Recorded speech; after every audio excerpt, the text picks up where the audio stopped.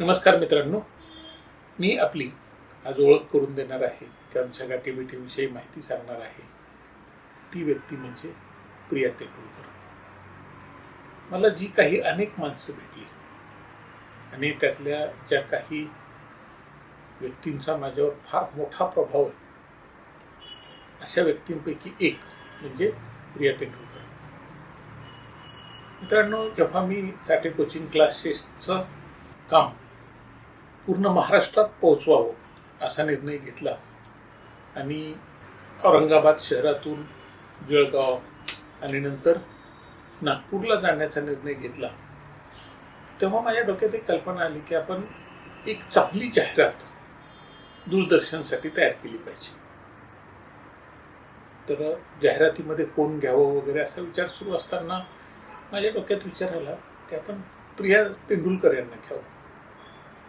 म्हणून माझे मित्र चंद्रकांत कुलकर्णी, की ज्यांनी नंतर माझ्यासाठी बिनधास्त हा चित्रपट पण बनवला, मी त्यांना फोन केला आणि त्यांच्याशी बोललो की अरे, मला प्रिया तेंडुलकर यांना घेऊन एक जाहिरात बनवायची. तो म्हटला ठीक आहे, मी त्यांना जाऊन विचारतो, बोलतो. आणि त्यांनी जाऊन विचारलं आणि एक टेंटेटिव्ह स्क्रिप्ट पण आम्ही बोलून फायनल केली आणि त्या स्क्रिप्ट आणि त्यांनी त्यांची वेळ घेतली आणि ठरवलं की अमुक अमुक तारखेला आपण शूटिंग करूया. आणि त्यावेळेस मुंबईतल्या अंधेरी ईस्टमधल्या नटराज स्टुडिओमध्ये, आता हा नटराज स्टुडिओ राहिलेला नाही, पण या नटराज स्टुडिओमध्ये त्या जाहिरातीचं शूटिंग करायचं असं ठरलं. आणि मुख्य भूमिकेमध्ये अर्थात जे त्यांच्यावर जाहिरात शूट करायची होती त्या होत्या प्रिया तेंडुलकर. आणि एक मुलगा निवडला की जो मुलगा अभ्यास करतोय आणि अभ्यासात त्याला काहीतरी अडचणी येत आहेत, पुस्तकांचा गोंधळ होतोय, आणि प्रिया येते आणि त्याला सांगते की अरे, ह्या सगळ्या पुस्तकांचा फापट पसारा बाजूला कर आणि चाटे कोचिंग क्लासेसच्या चाटे परिपूर्ण नोट्स वापर, तुझा अभ्यास व्यवस्थित होईल. तो जो मुलाचा रोल केला होता तो मुलगा होता ओम राऊत, की जो नंतर हिंदी फिल्म इंडस्ट्रीमध्ये एक फार मोठा दिग्दर्शक म्हणून पुढे आला आणि त्याचे चित्रपट खूप गाजतायत, आणखी गाजत राहतील. तो त्यावेळेस लहान होता आणि या जाहिरातीचं शूटिंग झालं नटराज स्टुडिओमध्ये. आणि ती माझी आणि प्रिया तेंडुलकरची पहिली भेट. त्यावेळेस थोडंसं माझी अशी इच्छा होती की त्यांनी वृत्तपत्रातल्या जाहिरातीसाठी सुद्धा फोटो द्यावेत, पण त्यांनी त्याला विरोध केला की नाही, तुम्ही जाहिरात करताय तर जाहिरातीसाठीच माझं शूट करा, मी तुम्हाला वृत्तपत्रात माझा फोटो छापू देणार नाही. म्हटलं ठीक आहे मॅडम, काय हरकत नाही. आणि मग आम्ही वृत्तपत्रात तिचा फोटो छापलाच नाही. ओम राऊतची छापली पण प्रिया तेंडुलकरचा फोटो छापलाच नाही. आणि ती जाहिरातही खूप गाजली, पूर्ण महाराष्ट्रात गाजली. दूरदर्शनवर ती जाहिरात मी अनेक वेळा दिली. त्यावेळेस दूरदर्शनचा महाराष्ट्रात फार मोठा प्रभावही होता आणि बाकीचे चॅनल सुरूही झालेले नव्हते. आणि ती जाहिरात थोडी कॉस्टली असायची, पण मुलांच्या ती लक्षात आली आणि माझा जाहिरातींचा खप, म्हणजे जाहिरातीमुळं माझ्या नोट्सचा खप प्रचंड वाढला आणि नोट्समुळं मला पूर्ण महाराष्ट्रामध्ये प्रचंड नाव मिळालं. मित्रांनो, आणि मी विसरून गेलो की आपण ही जाहिरात केली वगैरे, विसरून गेलो. मी माझ्या कामाला लागलो. आणि नंतर 1 वर्षाने जेव्हा मी मुंबईत चाटे कोचिंग क्लासेस सुरू करण्यासाठी जाहिरातीचं कॅम्पेन सुरू केलं, त्यावेळेस मला प्रियांचा फोन आला की सर, तुम्हाला भेटायचे, कुठं भेटू वगैरे. म्हटलं कुठेही या, ऑफिसला या, घरी या. तर म्हणे ठीक आहे. माझ्या ऑफिसचा ॲड्रेस घेतला आणि त्या मला भेटायला आल्या. आणि ही जी काही आमची नंतर दुसऱ्यांदा ओळख झाली, आता मात्र त्यांच्याकडून काही बंधनं नव्हती, काही नाही.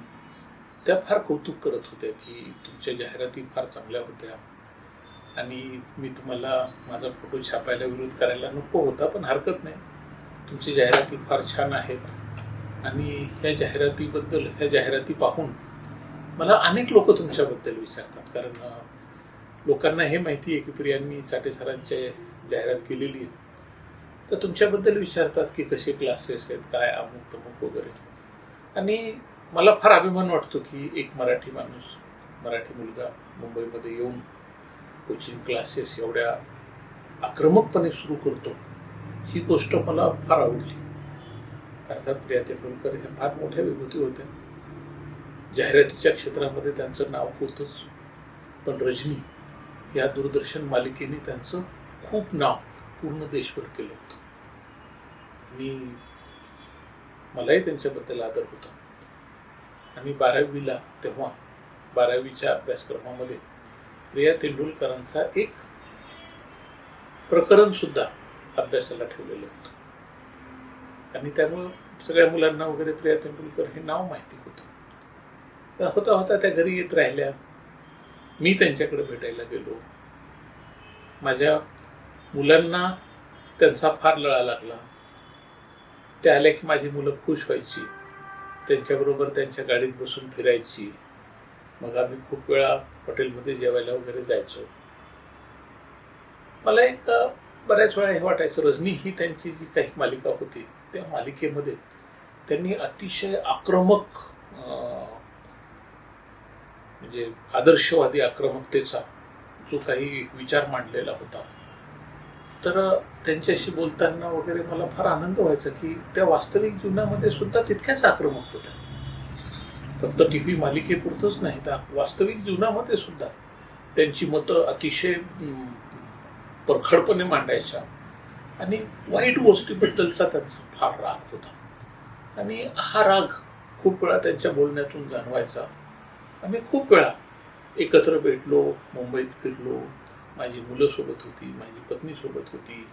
आणि कधी त्यांना वेळ असेल तर फोन न करता त्या सरळ घरी यायच्या आणि आमच्या पत्नीशी गप्पा मारत बसायच्या.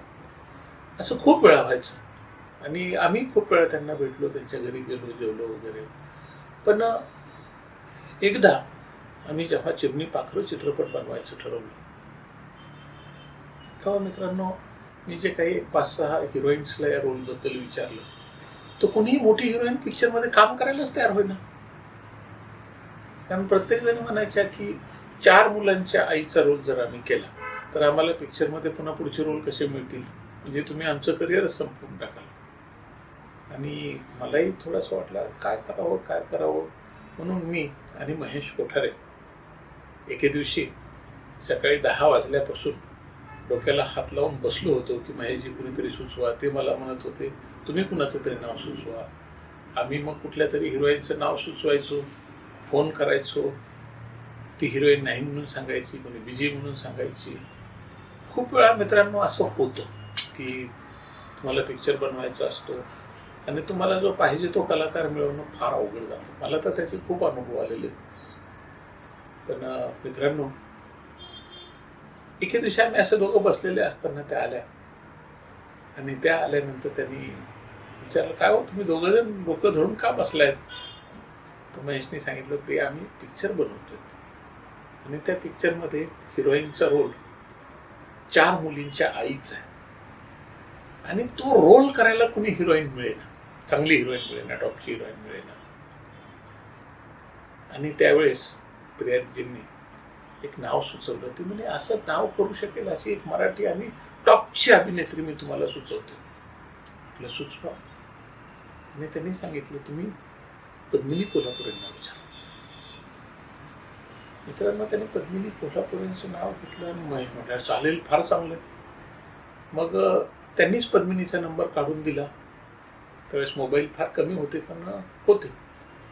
महेशजींनी लगेच पद्मिनीजींना फोन लावला. पद्मिनीजींनी फोन घेतला.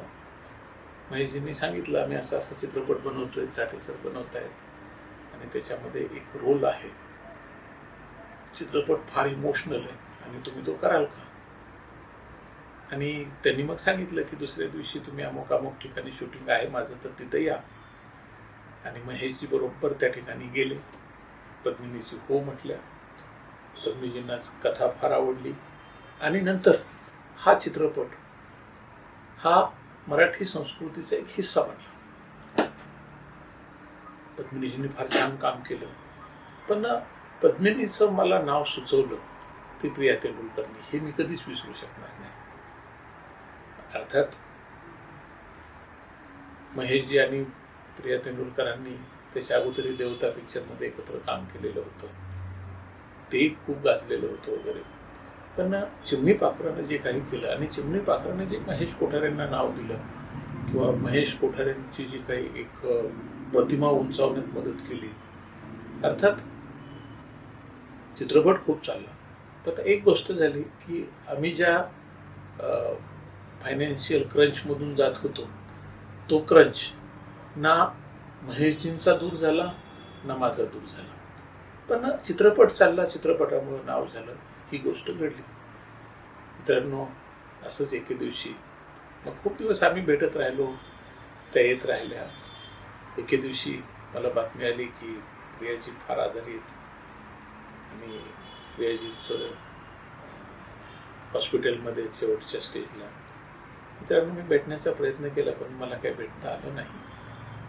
आणि मग एके दिवशी बातमी आली की 2003 मध्ये की प्रिया तेंडुलकर यांचं निधन. महेश कुठेतरी बाहेर होते, मी त्यांना फोन केला, हो प्रियाजींचं निधन झालं, आपण अंत्यविधीला जाऊया, भेटायला जाऊया. महेशजी खूप दूर होते, ते म्हटले हो सर मला शक्य नाही, पण तुम्ही नक्की जा. आणि मित्रांनो, मी गेलो. एवढं मोठं नाव राज्य पातळीवरच नाही तर पूर्ण देशभर गाजलेलं नाव, त्यांची रजनी ही मालिका, त्यांची प्रतिमा, हे सगळं असून सुद्धा अंत्यविधीला फक्त 6 माणसं होती आणि त्या 6 मध्ये मी एक, आणि अजून एक मराठीतले 1-2 फार प्रख्यात दिग्दर्शक होते. पण मला फार वाईट वाटलं. पोलिसांचा बंदोबस्त होता, जवळजवळ 200-250 पोलीस होते अंत्यविधीला, पण माणसं मोजकीच, 5-6च माणसं. मला पत्रकारांनी काही प्रश्न विचारण्याचा प्रयत्न केला, पण मी त्यांना सांगितलं मला फार वाईट वाटलं प्रियाजींचं जाणं. त्यांनी इतक्या लवकर जावं हे अपेक्षित नव्हतं.